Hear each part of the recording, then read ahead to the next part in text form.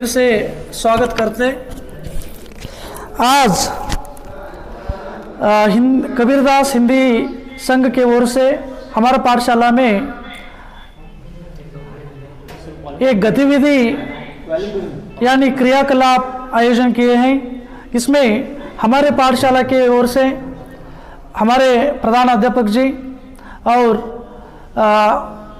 हिंदी अध्यापक दयानंद सर जी और गोपाल सर और मनोज सर, सारे शिक्षक मित्र भाग लिए हैं। आपको फिर से स्वागत करते हैं। इस गतिविधि को हम प्रारंभ में प्रार्थना से शुरुआत करेंगे। प्रार्थना सौभाग्य हुंडेकर।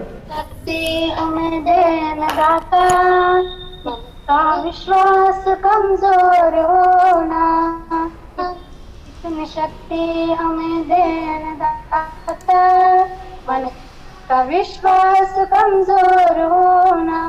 हम चले एक रास्ते पर हमसे भूल कर भी कोई भूल होना, इतनी शक्ति हमें देना दाता, मन का विश्वास कमजोर होना।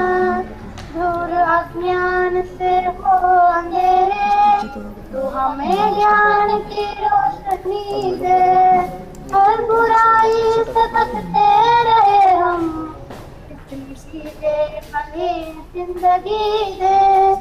फिर होना किसी का किसी से, भावना मन में बदले की होना। हम चले रास्ते पर हमसे भूल कर भी कोई भूल होना, इतनी शक्ति दे दाता, विश्वास कमजोर होना। हमें मिला है,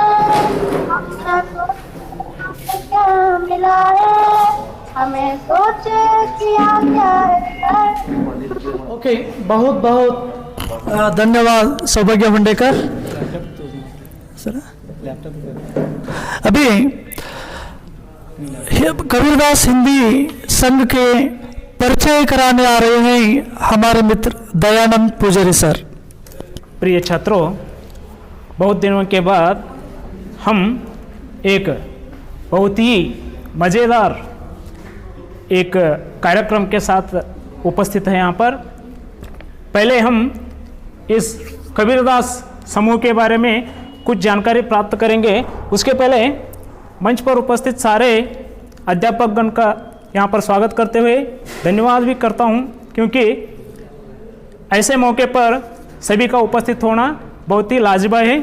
इसलिए यहाँ पर मैं आपको हिंदी भाषा संघ का परिचय करा देता हूँ। देखिए,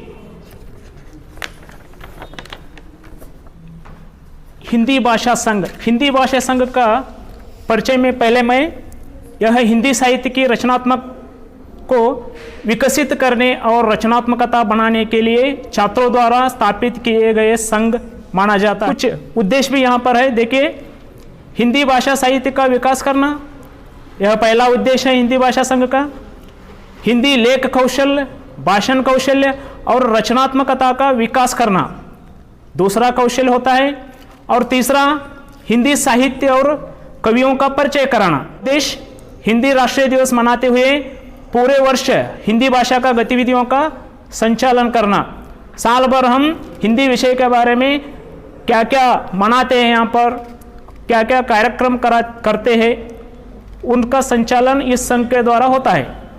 इसके बाद संघ की संरचना के बारे में देखें। प्रधान अध्यापक जी गौरवपूर्ण अध्यक्षाधिकारी होंगे। हिंदी शिक्षक मार्गदर्शक बनकर छात्र, अध्यापक, अध्यक्ष, अध्यक्षता, उपाध्यक्ष, कार्यदर्शी और सदस्य के रूप में गतिविधियों का संचालन करेंगे। और एक विषय हिंदी भाषा समूह के ओर से सन 2010 में आदर्श विद्यालय प्रारंभ हुआ। उस साल से इस साल तक हमारा पाठशाला में कबीरदास हिंदी भाषा संघ का रचना करते हुए आए हैं। और इस संघ के द्वारा शैक्षणिक वर्ष में अनेक गतिविधियां करते आ रहे हैं। ऐसे ही हम आगे भी बहुत ही गतिविधियां करते जाएंगे। यहाँ पर देखिए, संघ में हम 10वीं कक्षा के 4 छात्र, 9वीं कक्षा के 4 छात्र, 8वीं कक्षा के 4 छात्र तथा 7वीं कक्षा के भी 4 छात्र, 6ठी कक्षा की अभी आने वाले छात्रों के लिए हम भी यहाँ पर संघ में उनको जगह दिए हैं। इस तरह हमारे कबीरदास हिंदी भाषा संघ में 21 कुल सदस्य होंगे। इसके बाद कबीरदास भाषा संघ के क्रियाकलाप के बारे में मैं एक संक्षिप्त रूप में आपको यहाँ पर परिचित करा देता हूँ। पहला है नए शब्दों का अर्थ। हर दिन प्रार्थना के समय में छात्र 5 शब्दों का हिंदी, कन्नड़ तथा अंग्रेजी में शब्द का अर्थ बताते हैं। यह हमारे हर दिन की गतिविधि है। दूसरा, भाषण तथा निबंध। अगस्त 15 स्वतंत्रता दिवस जैसे अनेक त्योहारों के दिन भाषण तथा निबंध प्रतियोगिता का आयोजन करते हैं। तीसरा, श्रुतलेख, कविता, कंठस्थ, भावार्थ लिखना। एक विषय पर छोटा कहानी भी बताना, यह हमारी गतिविधि है। चौथा है गायन, वाचन, अभिनय के साथ गतिविधियों का अनुष्ठान करना। पांचवा है हिंदी दिवस समारोह। सितंबर 14 के दिन सब छात्र और शिक्षकगण मिलकर समारोह का आयोजन करना। छठा है कूट प्रश्न। कूट प्रश्न में पाठ्यक्रम के अनुसार ऑनलाइन ऑफलाइन के कूट प्रश्न का प्रतियोगिता का आयोजन करना। जैसा कि हम सब लोग 28 सितंबर 2020 यहाँ पर इसका अनुष्ठान किया हुआ था, है ना। 7वां और आखिरी क्रियाकलाप है पाठोपकरण प्रतियोगिता। 6ठी कक्षा से 10वीं कक्षा तक छात्रों से पाठ व्याकरण के संबंधित तरह तरह के पाठोपकरण तैयार करके यहाँ पर प्रस्तुत करना होता है। इस तरह हमारे हिंदी भाषा समूह के ओर से साल भर करने वाले क्रियाकलाप के बारे में आप परिचित हो गए होंगे। अगला कार्यक्रम मैं हिप्परगी सर को सौंपता हूँ। धन्यवाद। बहुत बहुत धन्यवाद दयानंद सर जी। आप कबीरदास हिंदी संघ का सारे उद्देश्यों को और क्रियाकलापों को हर साल किस तरह हम मनाते हैं सभी बहुत विस्तार से बताए हैं। आपको विद्यार्थी ओर से हमारे ओर से बहुत बहुत धन्यवाद बताते हुए अब अगला हमारे प्रधान अध्यापक जी श्री एस.के. सत्यगिरी सर, विनंती करता हूं कि 3 बातें कहिए सर। पूर्णमिदः पूर्णमिदं पूर्णात् पूर्णमुदच्यते पूर्णं मादाय पूर्णमेधावय ಶಿಷ್ಯತೆ ತಸ್ಮೈ ಶ್ರೀ ಗುರುವೇ ನಮಃ। ಮೊದಲಿಗೆ ಹಿಂದಿ ಭಾಷಾ ಇರ್ತಕ್ಕಂಥ ಒಂದು ಕಾರ್ಯಕ್ರಮ ಇವತ್ತಿಂದು ಸಮಾಸದ ಬಗ್ಗೆ ಈ ಭಾಷೆಯ ವ್ಯಾಕರಣ ಅವಶ್ಯಕ್ಕೆ ಸಂಬಂಧಪಟ್ಟಂತಹ ಇವತ್ತಿನ ಸಮಾಸ ಪ್ರಕ್ರಿಯೆಯನ್ನು ನಾವು ಇಲ್ಲಿ ಹಿಪ್ಪರಗಿ ಗುರುಗಳು ಮತ್ತು ಪೂಜಾರಿ ಗುರುಗಳು ಹೇಳ್ತಾ ಇದ್ದಾರೆ। ಇದು ಒಂದು ಚಟುವಟಿಕೆಯ ರೂಪದಲ್ಲಿ ಇರ್ತಕ್ಕಂಥದ್ದು। ಇದು ಒಂದು ಅತ್ಯುತ್ತಮವಾದಂತಹ ಸಾಧನವೂ ಕೂಡ ಹೌದು। ವಿದ್ಯಾರ್ಥಿಗಳು ತಾವೆಲ್ಲರೂ ಸಹಿತ ಈಗ ಸಮಾಸದ ಪ್ರಕ್ರಿಯೆಗಳ ಬಗ್ಗೆ ಇಲ್ಲಿ ನಾವು ನೋಡ್ತಾ ಇದ್ದೀವಿ। ಈಗಾಗಲೇ ಸರ್ ನಿಮಗೆ ಸಮಾಸ ಪ್ರಕ್ರಿಯೆಗಳನ್ನು ಎಲ್ಲ ಹೇಳಿದ್ದಾರೆ। ಅದರಲ್ಲಿ ಹಲವಾರು ಸಮಾಸಗಳು ಇದ್ದರೂ ಸಹಿತ ಹಿಂದಿಯಲ್ಲಿ ಇರ್ತಕ್ಕಂಥ ಸಮಾಸಗಳ ಪರಿಚಯವನ್ನು ಇಲ್ಲಿ ನಾವು ಮಾಡಿಕೊಡ್ಬೇಕಾದಂಥದ್ದು ಅತಿ ಅವಶ್ಯಕ। ಈ ಪರೀಕ್ಷಾ ದೃಷ್ಟಿಯಿಂದ ನಾವು ನೋಡಿದಾಗ ಪರೀಕ್ಷೆಯ ದೃಷ್ಟಿಯಿಂದ ನೋಡಿದಾಗ ನಾವೆಲ್ಲರೂ ಇದಕ್ಕೆ ಅಂಕಗಳನ್ನು ನಿಗದಿತ ಅಂಕಗಳನ್ನು ನೀಡಲಾಗಿದೆ। ಆ ಹಿನ್ನೆಲೆಯಲ್ಲಿ ನೀವೆಲ್ಲರೂ ಕೂಡ ಪ್ರತಿಯೊಬ್ಬರು ಈ ವ್ಯಾಕರಣ ಅಂಶಕ್ಕೆ ಸಂಬಂಧಪಟ್ಟಂತಹ ಒಂದೊಂದು ಅಂಶಗಳ ಬಗ್ಗೆಯನ್ನು ತಿಳ್ಕೊಳ್ಬೇಕು। ಜೊತೆಗೆ ಉದಾಹರಣೆಯನ್ನು ಕೂಡ ಇಲ್ಲಿ ನೀಡಲಾಗಿದೆ। ಆ ಉದಾಹರಣೆಯನ್ನು ಸಹಿತ ತಾವೆಲ್ಲರೂ ಕೂಡ ತಿಳ್ಕೊಳ್ಬೇಕು। ಜೊತೆಗೆ ಪರೀಕ್ಷೆಯ ಸಮಯದಲ್ಲಿ ಸಹಿತವನ್ನು ನಾವು ಅನುಕರಣೆಯನ್ನು ಮಾಡಬೇಕಾದಂಥ ವಿಚಾರ। ಆ ದೃಷ್ಟಿಯಲ್ಲಿ ಪ್ರತಿಯೊಬ್ಬರೂ ಸಹಿತ ನಾವು ಇವತ್ತು ಕಲಿಕೆಯಲ್ಲಿ ಬೇರೆ ಬೇರೆ ಶಾಲೆಯಲ್ಲಿ ಇರ್ತಕ್ಕಂಥ ಒಂದು ನೋಡಿದ್ರೆ ವಿದ್ಯಾಗಮ ಅನ್ನುವಂಥ ಕಾರ್ಯಕ್ರಮದಲ್ಲಿ ನಾವೆಲ್ಲರೂ ನೋಡ್ತಾ ಇದ್ದ ಹಾಗೆ ನಮ್ಮ ಗುರುಗಳು ಅಲ್ಲೇ ಹೋಗಿ ಕಲಿಸ್ಬೇಕಾದಂಥ ಸ್ಥಿತಿ ಇತ್ತು। ಬಟ್ ಇವತ್ತು ಕೋವಿಡ್ ಕಾರಣದಿಂದ ಅವೆಲ್ಲನೂ ಕೂಡ ನಿಮ್ಮಲ್ಲಿಗೆ ನಿಮ್ಮ ಮನೆಯ ಬಾಗಿಲಿಗೆ ಇವತ್ತು ನಮ್ಮ ಶಿಕ್ಷಣವನ್ನು ಕೊಡಾಕತ್ತಿದ್ದೀವಿ। ಆ ಹಿನ್ನೆಲೆಯಲ್ಲಿ ನೀವೆಲ್ಲರೂ ಕೂಡ ಪ್ರತಿಯೊಬ್ಬರು ಇದಕ್ಕೆ ಇವತ್ತು ನೋಡಿದ್ರೆ 87 ಜನ ನೀವು ಎಲ್ಲರೂ ಇಲ್ಲಿ 73 ಜನ ಪಾರ್ಟಿಸಿಪೇಟ್ ಮಾಡಿರಿ. ಆದರೆ ಇದರಲ್ಲಿ 99% ನೋಡಿದರೆ ಎಲ್ಲರೂ ಕೂಡ ಪಾರ್ಟಿಸಿಪೇಟ್ ಮಾಡೋದು ತುಂಬ ಸಂತೋಷದ ವಿಷಯ. ನೀವೆಲ್ಲರೂ ಕೂಡ ಹೆಚ್ಚು ಅಂಕ ಗಳಿಸ್ಕೊಳ್ಳಲಿಕ್ಕೆ ಇದೊಂದು ಉತ್ತಮವಾದಂಥ ಸಾಧನವೂ ಕೂಡ ಅದು. ಇದಕ್ಕೆ ಸಂಪೂರ್ಣವಾದ ಕ್ರಿಯೆಯನ್ನು ಮಾಡಲಿಕ್ಕೆ ಇಬ್ಬರು ಶಿಕ್ಷಕರು ಪರಿಶ್ರಮ ನಾವು ಶ್ಲಾಘಿಸಬೇಕಾದಂಥ ಒಂದು ಸಂದರ್ಭ. ಅದರಲ್ಲಿ ವಿಶೇಷವಾಗಿ ಹಿಪ್ಪರಗಿ ಗುರುಗಳು ಮತ್ತು ಪೂಜಾರಿ ಇಬ್ಬರು ಸರ್ ಹಿಂದಿ ವಿಷಯದ ಬಗ್ಗೆ ಸಂಪೂರ್ಣವಾದಂಥ ಮಾಹಿತಿಯನ್ನು ನಿಮಗೆ ನೀಡ್ತಾ ಇದ್ದಾರೆ. ಅವರಿಗೆ ನನ್ನ ವತಿಯಿಂದ ಮೊದಲಿಗೆ ಅವರಿಗೆ ಅಭಿನಂದನೆಗಳನ್ನು ಸಲ್ಲಿಸ್ತಾ ಇದ್ದೇನೆ. ಯಾಕಂತಂದ್ರೆ ಒಂದು ಚಟುವಟಿಕೆಯುತವಾದಂತಹ ಒಂದು ವಿಷಯವನ್ನು ಮನದಾಳದಲ್ಲಿ ಮೂಡುವಂಗೆ ಮಾಡಬೇಕಾಗಿತ್ತಂದ್ರೆ ಅದರ ಹಿಂದೆ ಶ್ರಮ ಭಾಳಿದೆ. ನಿಜವಾಗ್ಲೂ ಮೊನ್ನೆ ಅವರು ಮಾಡ್ತಕ್ಕಂಥ ಈ ಬುಟ್ಟಿಗಳನ್ನಾಗಲಿ ಬಾಲ್ಗಳನ್ನಾಗಲಿ ಪ್ರತಿಯೊಂದು ತಮ್ಮ ಸ್ವಂತ ಖರ್ಚಿನಿಂದ ತಂದು ಇಷ್ಟೆಲ್ಲ ಅವರು ಪರಿಶ್ರಮ ಮಾಡ್ತಾ ಇರೋದು ಗುರುವಿಗೆ ನೀವು ಸಲ್ಲಿಸಬೇಕಾದಂಥ ಕಾಣಿಕೆ ಬೇರೇನೂ ಅಲ್ಲ, ನಿಮ್ಮ ಜ್ಞಾನವನ್ನು ಮಾತ್ರ. ಆ ಜ್ಞಾನವನ್ನು ನೀವೆಲ್ಲರೂ ಕೂಡ ಹೆಚ್ಚಿಸಿಕೊಂಡಿದ್ರೆ ಅದು ಸೂಕ್ತವಾಗ್ತೈತಿ ಅನ್ನುವಂಥದ್ದು ಆಶಯ. ಅಧ್ಯಕ್ಷವಾಗಿ ಮಾತನಾಡಲಿಕ್ಕೆ ಅವಕಾಶ ಮಾಡಿಕೊಟ್ಟಿದ್ದಾರೆ. ಅವರಿಗೂ ನನ್ನ ಎಲ್ಲ ಪ್ರೀತಿಯ ವಿದ್ಯಾರ್ಥಿನಿಯರಿಗೂ ಸಹಿತ ಅಭಿನಂದನೆ ಸಲ್ಲಿಸಿ ನನ್ನ 2 ಮಾತುಗಳಿಗೆ विराम ನೀಡುತ್ತೇನೆ. जय हिंद, जय कर्नाटक. हमारे प्रधानाध्यापक जी को बहुत बहुत धन्यवाद. देखिए अब गतिविधि शुरुआत करते हैं.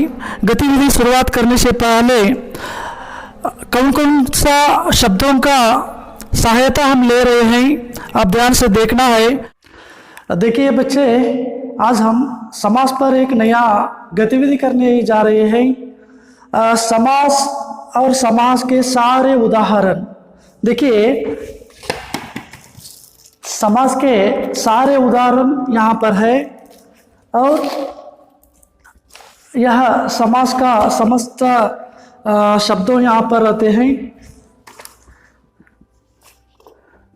अभी हम यह खेल में यह गतिविधि में कौन कौन का शब्दों का सहायता ले रहे हैं उसके बारे में एक बार देखिए. आप गौर से देखिए, ध्यान से देखिए, खेल में आपको मदद होगा. देखिए समास प्रथम में अव्ययीभाव समास का कुछ उदाहरण है. आ जन्म, इसका विग्रह रूप जन्म से लेकर होता है. बेकटके, कटके के बिना. बरपेट, पेट भरकर. यथा संभव, जैसा संभव हो. अनजाने, बिना जाने. बेशक, शक के बिना. प्रतिदिन, दिन दिन. आमरण, मृत्यु तक. घर घर, प्रत्येक घर. रातों रात, रात ही रात में. अब हम देखते हैं तत्पुरुष समास के उदाहरणों को. धर्म ग्रंथ, विग्रह रूप धर्म का ग्रंथ. तत्पुरुष समास का अगला उदाहरण राजकुमारा, राजा का कुमारा. अब देखिए अकाल पीड़िता, अकाल से पीड़िता. सूर रचिता, सूर द्वारा रचिता. ग्रंथकार, ग्रंथ को लिखने वाला. गगन चुंबी, गगन को चूमने वाला. परलोक गमन, परलोक को गमन. देशभक्ति, विग्रह रूप देश के लिए भक्ति. गुरु दक्षिणा, गुरु के लिए दक्षिणा. नर श्रेष्ठ, नर में श्रेष्ठ. चरण कमल, कमल के समान चरण. नील गगन, नीला है जो गगन. कर्मधारय समास का और एक उदाहरण चंद्रमुख, चंद्र जैसा मुख. महात्मा, महान है जो आत्मा. लाल मणि, लाल है जो मणि. मणि का विशेषण लाल. महोदय, महान है जो देव. नील कमल, नीला है जो कमल. कमल कैसा है? नीला है. देह लता, देह रूपी लता. लता कैसा है? देह का रूप है. मृग लोचन, लोचन मतलब आंखें। आंखें कैसे हैं? मृग के समान हैं, हिरण के समान हैं, मृग के समान लोचन, कर्मधारय समास। देखिए सत है जो जन, सज्जन, कर्मधारय समास। जन का विशेषण कैसे है? सच, अच्छे हैं, सत्यवान हैं। अब हम देखते हैं पंचवटी के उदाहरण। पंचवटी 5 वटों का समूह, नवग्रह 9 ग्रहों का समूह, 2 पहर 2 पहरों का समूह, त्रिवेणी 3 वेणियों का समूह, सतसई, सतसई यानी बिहारी लाल लिखिता सतसई नामक कृति का नाम है। इसमें 713 दोहों का संग्रह है, इसलिए उसका नाम सतसई लिखा है। सतसई का विग्रह रूप होता है 700 दोहों का समूह या 700 का समूह। नवरत्न, नवरत्नों का समूह, शताब्दी 100 वर्षों का समूह, चौराहा 12 मासों का समूह, 12 मासों का समूह, तिरंगा 3 रंगों का समूह, सीता राम, सीता और राम, यह सभी द्वंद्व समास के उदाहरण होते हैं। पाप पुण्य, पाप और पुण्य, इसमें और या ऐसे शब्दों का उपयोग होता है। सुबह शाम, सुबह और शाम, जिन शब्दों समास शब्दों में योजक चिन्ह का उपयोग होता है। सुख दुख, सुख या दुख, दाल रोटी, दाल और रोटी, 2 4, 2 और 4, भला बुरा, भला या बुरा, इधर उधर, इधर और उधर, देश विदेश, देश और विदेश, रात दिन, रात और दिन, नीलकंठ। यहां से आखिरी समास का उदाहरण बहुव्रीहि समास। ये बहुव्रीहि समास के प्रथम पद और द्वितीय पद दोनों ही महत्व नहीं होता है, उसके बदले में तीसरा पद प्रदान होता है। उदाहरण रूप में नीलकंठ, नीला है, कंठ जिसका अर्थात शिव। यह कर्मधारय समास का भी उदाहरण होता है। जैसा जो कंठ नीला है, कंठ का विशेषण है नीला, कर्मधारय समास। आप खेलते समय कर्मधारय समास में रखिए या बहुव्रीहि समास उदाहरण में रखिए, आपको अंक मिलेगा। नीला है कंठ जिसका अर्थात शिव, लंबोदर, लंबा है उदर जिसका गणेश, त्रिनेत्र, 3 नेत्र है जिसके शिव, गजानन, गज का आनन है, हाथी के जैसा मुख वाला गणेश, घनश्याम, गण के समान श्याम है जो कृष्ण। देखिए गण बादल, श्याम काला, बादल के जैसा काला वर्ण वाला कृष्ण। श्वेतांबरी, देखिए श्वेतांबरः कर्मधारय समास में होता है। श्वेत कपड़ा या वस्त्र श्वेत वर्ण है, वह कर्मधारय समास। श्वेत वर्ण का कपड़ा पहनने वाले सरस्वती, बहुव्रीहि समास का उदाहरण। चक्र पानी, चक्र है पानी, पानी यानी हाथ में, जिसका हाथ में चक्र है विष्णु। दशानन, दश है आनन, आनन मतलब मुंह, 10 मुंह वाले रावण, दशानन। त्रिलोचना, 3 आंखों वाला शिव। मुरलीधर, मुरली धारण करने वाला कृष्ण, मुरलीधर बहुव्रीहि समास का उदाहरण। इस तरह हम समास का उदाहरणों को देखते हैं। आप बहुत खुशी से इसमें भाग लेना है।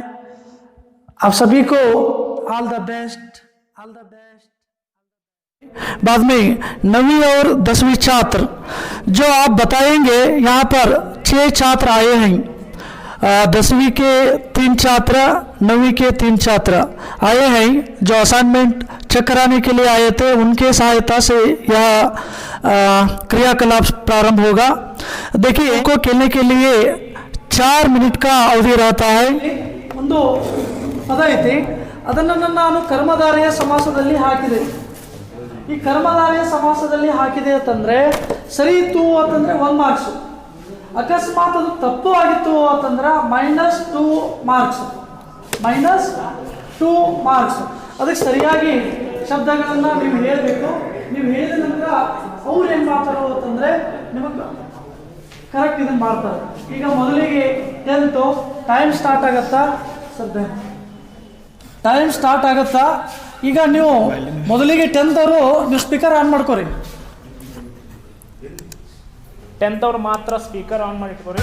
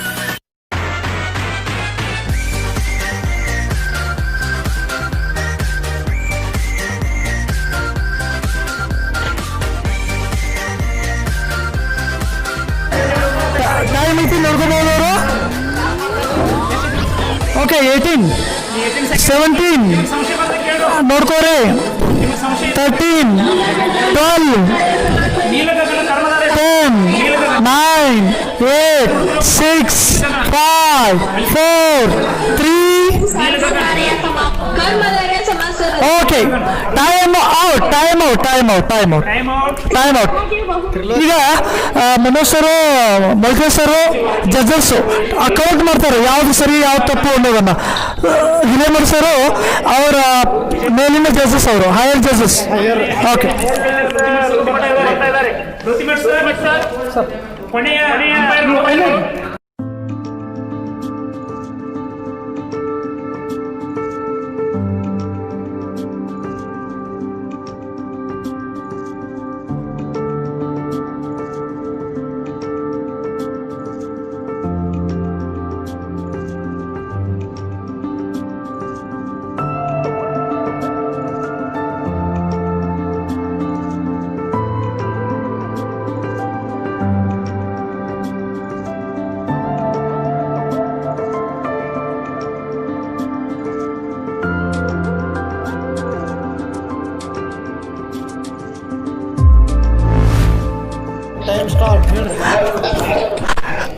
now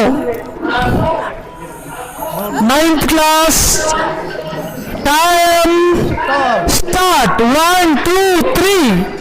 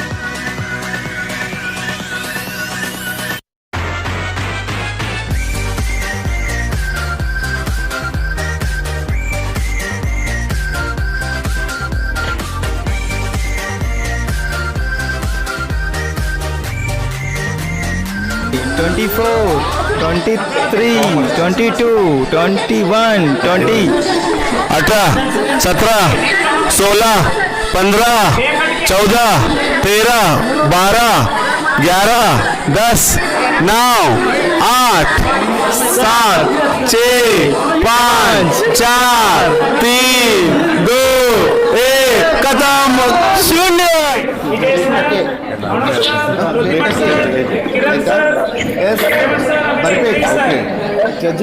ನಿರ್ಣಾಯಕರ ಪಾತ್ರವನ್ನು ಅಮರಣ್ಣ ಅಮರಣ್ಣ ಅಮರ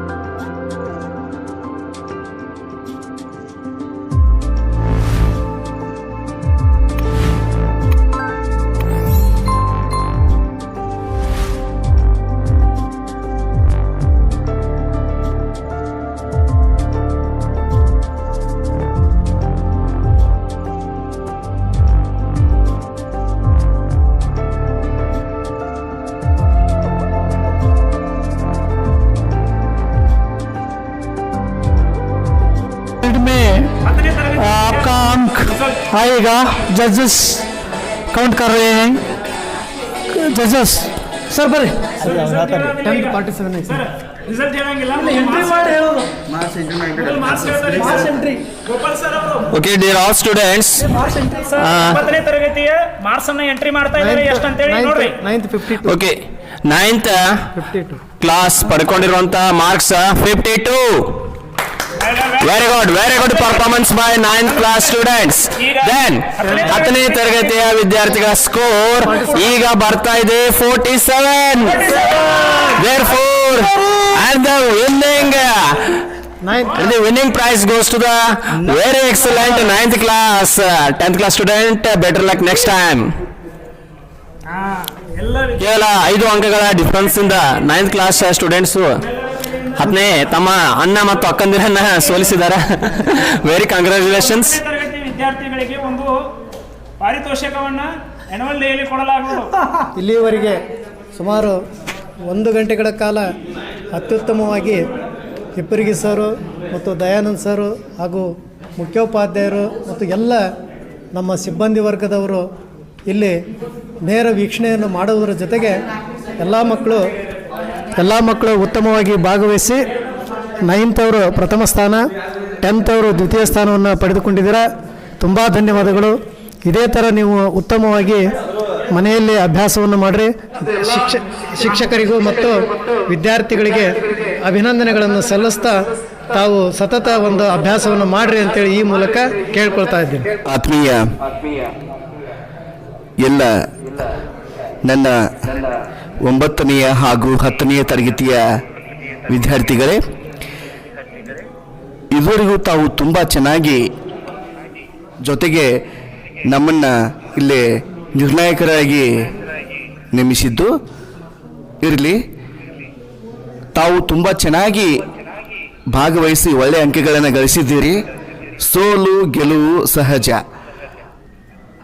ಒಂದ್ಸಲ ನಾವು ತಪ್ಪು ಮಾಡಿದ ಮೇಲೆ ಮುಂದೆ ಆ ತಪ್ಪು ಆಗದಂಗೆ ಅದನ್ನು ನಾವು ಸರಿಪಡಿಸ್ಕೋಬೇಕು. 9ನೇ ತರಗತಿಯ ಮಕ್ಕಳು ತುಂಬ ಚೆನ್ನಾಗಿ ಅಭ್ಯಾಸ ಮಾಡ್ತಾ ಇದ್ದಾರೆ ನನಗೆ ಗೊತ್ತಾಗ್ತಾ ಇದೆ. ಹಾಗೆ 10ನೇ ತರಗತಿಯ ಎಲ್ಲ ಮಕ್ಕಳು ಕೂಡ ಇನ್ನೂ ಚೆನ್ನಾಗಿ ಅಭ್ಯಾಸ ಮಾಡಬೇಕು. ಕ್ರಿಕೆಟ್ ಒಂದು ಸ್ಟೇಡಿಯಂನಲ್ಲಿ ಯಾವ ರೀತಿಯಾಗಿ ತಂತ್ರಜ್ಞಾನವನ್ನು ಯಾವ ರೀತಿ ಬಳಸ್ತಾ ಇದ್ದಾರಲ್ಲ ಅದೇ ರೀತಿ ನಮಗೆ ಇಲ್ಲಿ ಭಾಸವಾಯಿತು. ನಿಜಕ್ಕೂ ನಮಗೂ ಕೂಡ ಬಹಳ ಖುಷಿ ಆಯಿತು. ಅವರು ನಿಮಗೆ ಗುರುಗಳಿಗೆ ಎಲ್ಲರಿಗೂ ಮತ್ತೊಮ್ಮೆ ಮಗದೊಮ್ಮೆ ವಂದನೆಗಳನ್ನು ಅರ್ಪಿಸಿ ನನಗಿಲ್ಲಿ ನಿರ್ಣಾಯಕರಾಗಿ ಜೊತೆಗೆ 2 ಮಾತು ಹಂಚ್ಕೊಳ್ಳೋಕ್ಕೆ ಅವಕಾಶ ಮಾಡಿಕೊಟ್ಟಂತಹ ತಮ್ಮೆಲ್ಲರಿಗೂ ವಂದನೆಗಳನ್ನು ಅರ್ಪಿಸಿ ನನ್ನ ಮಾತಿಗೆ ವಿರಾಮ ಹೇಳುತ್ತೇನೆ. ಜೈ ಹಿಂದ್. ಓಕೆ, ಧನ್ಯವಾದಗಳು. अभी तक खेल में भाग लिए सभी छात्राओं को धन्यवाद और हमारे सह शिक्षकों को भी धन्यवाद करते आज का फंक्शन खत्म करते हैं। प्रिय छात्रों, अगला सेशन 9वीं और 9वीं कक्षा के लिए नहीं है, सिर्फ 10वीं कक्षा के लिए हम संधि के बारे में कूट प्रश्न का आयोजन करने वाले हैं। संधि के बारे में कूट प्रश्न का आयोजन करने वाले हैं। सभी विद्यार्थी चौकन्ना रह के अभ्यास कीजिए संधि का। 1-2-3 दिन में ही हम संधि का भी कूट प्रश्न का प्रतियोगिता का आयोजन करने वाले हैं। इसलिए सभी 10वीं कक्षा के छात्र संधि के बारे में बहुत ही जानकारी प्राप्त करना आवश्यक है। जैसा आज संधि समास के बारे में हुआ वैसा वहाँ पर संधि में बिल्कुल नहीं होना चाहिए।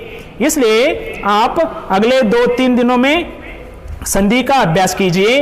अगले 2-3 दिन में हम संधि का भी कूट प्रश्न का प्रतियोगिता का आयोजन करने वाले हैं। सिर्फ 10वीं कक्षा के लिए है, जो 10वीं कक्षा में ही छात्र और छात्रा में